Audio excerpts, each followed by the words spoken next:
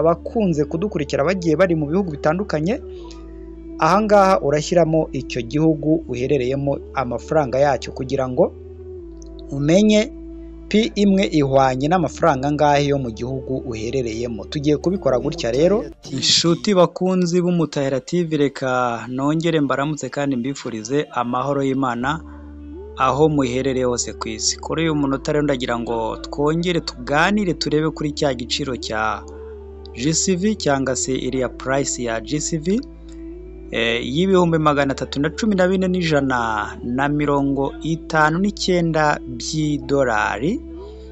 Hanyuma turebe ngo iri faranga ringana gutya rishobora kuba ringana gute mu manyarwanda. Twebwe hari ukuntu tuba tutari kumva neza ibi bintu, ariko tugenda twifashisha ibintu bigiye bitandukanye bishobora kutwereka ingero z'ibi bintu, hanyuma tukamenya cyangwa se tugasobanukirwa neza ibyo ari byo. Kuri uyu munota rero kugira ngo urebe ngo payi imwe ihagaze amafaranga angahe y'amadolari, ni 314,159 iyo ugiye muri sisiteme niko bakwereka, ariko tugashaka kumenya ngo abaye ashaka gushyirwa mu manyarwanda, ibyo bita gukomvatinga, tuyakomvatinze tukayashyira mu mafaranga yacu y'u Rwanda, mu by'ukuri koko yaba ari amafaranga angahe. Kugira ngo rero ubishobore cyangwa se ubikore neza, twifashisha uburyo bwo kunyura muri Play Store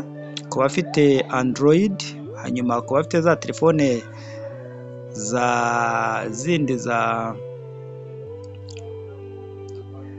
za Samsung cyangwa se zidakoresha application ya Play Store, zikoresha App Store, cyangwa se niba hari n'ibindi bashobora kubona aho badownloadinga application kugira ngo bazikoreshe. Ushobora kwinjira kuri izo application, hanyuma wamara kwinjira kuri iyo application ukadownloadingaho application yitwa Pi Converter.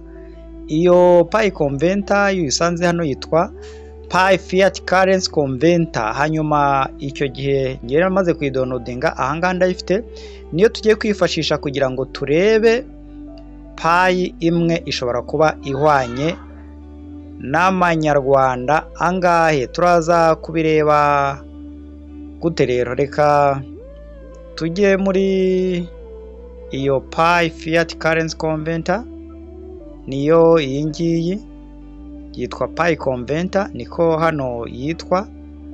Hanyuma reka tuyinjiremo, nitumara kuyinjiramo turareba icyo batubwira ku bigendanye n'ibi biceri n'izi coin.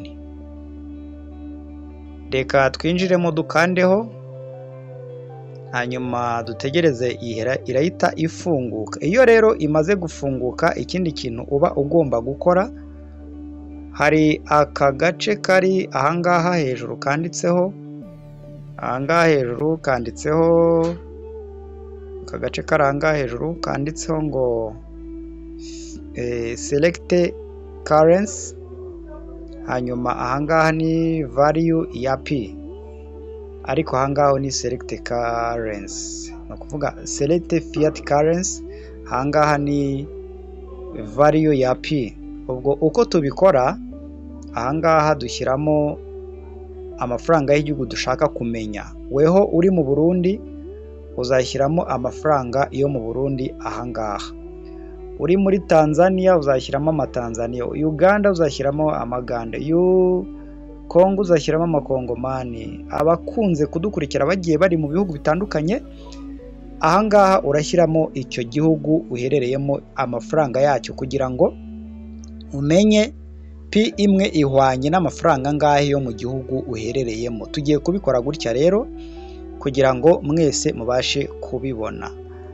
Kugira ngo tubikore, turinjirira kuri aka kantu kareba hasi, niko tugiye gukandaho. Nitumara gukandaho haraza ibihugu bitandukanye byose byo ku isi, hanyuma twebwe twireberemo igihugu cyacu cy'u Rwanda. Turaza kuzamura gutya, hanyuma tugere kuri Rwanda. Kugira ngo rero byihute bitaza kudutwara iminota myinshi cyane, turandikamo Rwanda ahangaha, turandikamo Rwanda, Rwanda francs irahita iza. Rwanda francs duhite tuyikirikaho, tuyikandeho gutya, unayikanzeho. Nimara kuyikandaho, hano hejuru harahita haza select fiat currency. Select fiat currency. Urabona ko twamaze kugera kuri Rwanda ahangaha. Ubwo ni ukuvuga ngo turamutse dushyizemo amafaranga y'amanyarwanda ahangaha, wenda ukandikamo miliyoni imwe ahangaha y'amanyarwanda, uhita ubona ngo miliyoni imwe ihwanye na pi zingahe. Reka tubikore kugira ngo duce impaka. Reka twandikemo emiliyo.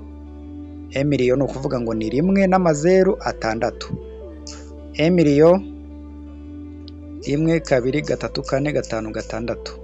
Miliyoni imwe y'amanyarwanda dore ihwanye na 0,00 ibihumbi 244 na 457. Iyi ngiyi akaba ari miliyoni imwe y'amanyarwanda. Iyi ni miliyoni imwe y'amanyarwanda. Ushatse rero kugira ngo urebe miliyoni ebyiri, ubwo ahangaha washyiraho, wakuraho iriya rimwe ugashyiraho kabiri, miliyoni ebyiri ngizi.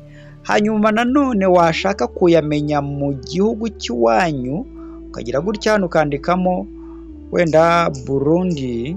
Urabona hahita hazamo Burundian francs. Hanyuma uri muri Congo wandikamo amakongomani, aho uri hose wandikamo amafaranga y'igihugu ushaka. Hano rero twari twibereye mu Rwanda kuko ariho duherereye, ni nabyo turimo gushaka kureba, ariko n'abandi nabo bagenda bareba uko byifashe. Ushatse washyiramo US dollar cyangwa se n'andi madolari yose abaho, ugashyiramo pound n'andi mafaranga yose, ushobora guhita uyabona akomvatinze, ukayabona muri payi ngo nangahe.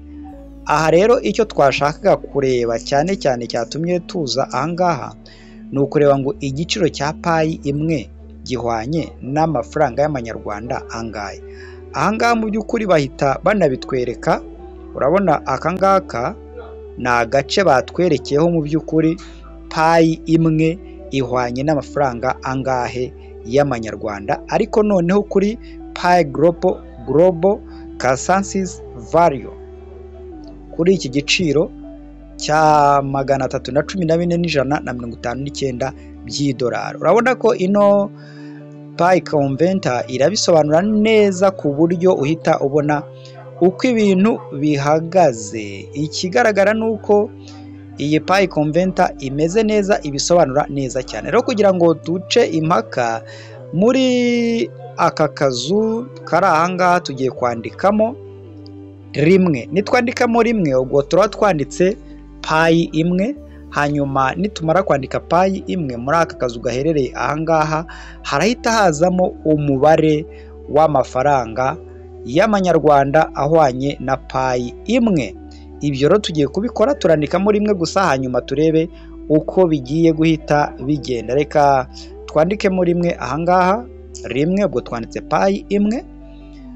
Baratubwira ngo ni miliyoni 409, ni miliyoni 409 n'ibihumbi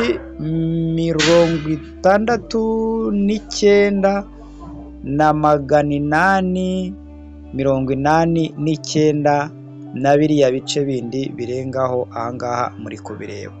Ni miliyoni 409 n'ibihumbi 69,889 na biriya bice bindi birengaho. Muri make ni miliyoni zirenga 409 z'amanyarwanda. Iyo ngiyo akaba ari payi imwe uyishyize mu manyarwanda. Hanyuma wenda namwe abarundi muraza kwandikamo hano hejuru aho naberetse, mwandikemo ahangaha hejuru. Ahangaha hejuru muraza kwandikamo amafaranga yanyu y'u Burundi. Abakongomani namwe muraza kwandikamo amakongomani. Abatanzania muraza kwandikamo amatanzania. Mwebwe mwese mushobora gukoresha iyi converter, buri umwe wese akamenya agaciro k'amafaranga y'iwabo ahwanye na payi imwe. Hanyuma rero ndagira ngo murabizi neza ko muri systeme, muri blockchain, muri Pi network ahantu hose hagaragayemo iki giciro, igisigaye gusa ni ukubitangaza bakabishyira wenda muri dashboard cyangwa se mu matangazo ya Dr. Nicolas, niba ari we uzabitangaza hakagira uburyo runaka babitangaza bikamenyekana ku mugaragaro, hanyuma tugatangira kwenjoyinga ibyishimo cyangwa se igiciro, iyi price ya GCV ku mugaragaro. Ntabwo barayavuga ngo babitangaze ku mugaragaro, ariko iyo urebye muri blockchain ndetse n'andi hantu hagiye hatandukanye muri systeme za Pi network usanga iki giciro ari cyo cyanditswemo mu buryo bwose bugiye butandukanye, kandi koko nawe iyo urebye usanga ari cyo giciro cya Pi network. Rero ubitekerezeho neza, hanyuma urebe ngo uramutse ufite Pi wenda 10 uzaba ufite amafaranga angana gute? Pi 10 uzaba ufite amafaranga angana gute? Okay, ngaya nguko rero uramutse ufite Pi runaka, nkamwe mugiye mufitemo Pi ebyiri kuri available balance, hari abantu bagiye bafite Pi ebyiri kuri available balance. Niba ufite Pi ebyiri kuri available balance uzabikora gutya, hanyuma uze uhite uzandika ahangaha, uhite ubona amamiliyoni n'amamiliyoni uzaba wibitseho, miliyoni zisaga 818. Niba ufitemo Pi zingahe wareba nawe ukareba uko wabigenza, hanyuma ugakora iyi Pi converter ukamenya amapayi cyangwa se umubare w'amafaranga ufite ugenekerereje mu gihugu cy'iwanyu. Reka rero mbasezere kandi mbifurize amahoro y'Imana. Bye bye.